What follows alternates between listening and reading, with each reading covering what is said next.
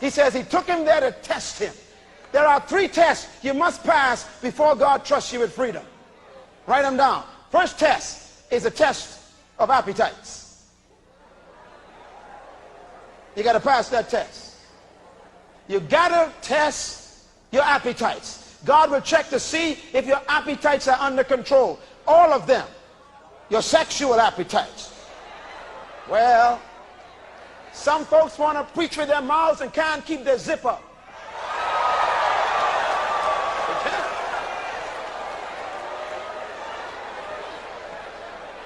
It's so sad today. We got men and women of God rushing into the ministry, can't wait to start a church, and they haven't put their loins under control yet. That's why there's such disgrace in the church.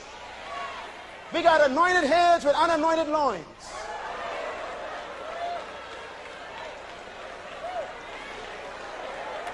Oh, come on, clap your hands, somebody, if you understand what I'm talking about.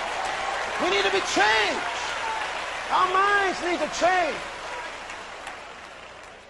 God will test your appetites for food, for control of your appetite. And that's the first test Jesus had to pass.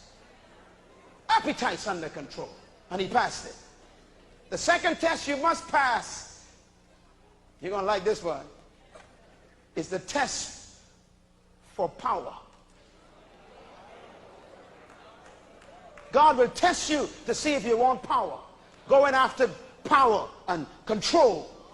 A lot of people are in the ministry for the wrong reason. Some folks want to carry the pastor's Bible for the wrong reason. Oh yeah, I know they're there. Yeah, you got folks who will do anything to get a little position. God will test you. Brother, when you don't want the position, God will give it to you. Right where you are, work hard. Do the best you can. Don't look for promotion. It'll come from the Lord. The devil said to Jesus, come on this pinnacle and jump down, and you'll make yourself famous. You see, if you're still looking for fame, you ain't got the right spirit. Some folks rush into the ministry because of the big break. Lord help us. We got some talented people here. I mean, you could sing, you could play piano, you could play a saxophone or something. And here comes a guy who heard you play, and he says, look, I want to put you in the studio, man. You're pretty good. Yeah. And you say, yeah, this is your big break. Yeah, my big break. Yeah. Now listen, we don't want you to mention Jesus when you sing, though. Now, we'll give you $200,000. We'll pay for everything for you, but just don't mention Jesus, okay? This is your big break. We'll promote you in the secular market. We'll put you on MTV. We'll fix you. You just remember, don't mention Jesus, and everything gonna be all right. Time for your big break now. Then you got the other side. You even got some great men of God, women of God, who would come to a young whippersnapper and say, hey man, you preach good. I want you to come over to my church and take over the youth department. You even ain't sure he's saved. Man, I just like the way you preach. Yeah, anybody can have a gift and don't have character.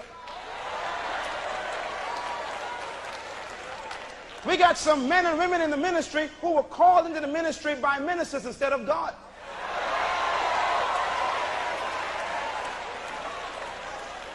This stuff got to stop now. Nothing in the world is worse than artificial growth. Come on, somebody. Artificial growth. They take those hormones and put in those chicken eggs. Chickens grow overnight, full of hormones, fat and plump, and make you sick and get cancer. And we got some saints like that. All of a sudden, out of nowhere they come. Didn't have a chance to be tested or tried or go through any tribulation. And all of a sudden they put a sign over a door front saying they got a church. Brother, you got to run your home first. Pastor your children first. Pastor your wife first. Pastor your neighborhood first. Then try and pastor the neighborhood. There are people in the ministry who need to go out of the ministry now. Go and start over again and have someone to father you before you try and father people. God will test you for power. People are hungry for power. And the third test God tested Jesus for, he can test you for it too, is the test of pride. Oh, that's a serious, subtle one.